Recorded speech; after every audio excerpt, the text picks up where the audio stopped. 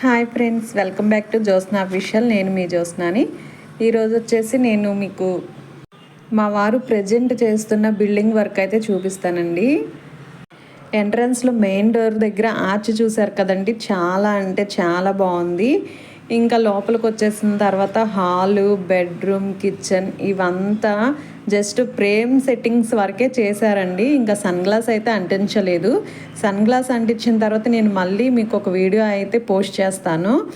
ఇప్పుడు ప్లేవుడ్ తోటి ఇంకా ఇట్లా ఫ్రేమ్స్, బాక్సెస్ అయితే బిగించేసి పెట్టారు.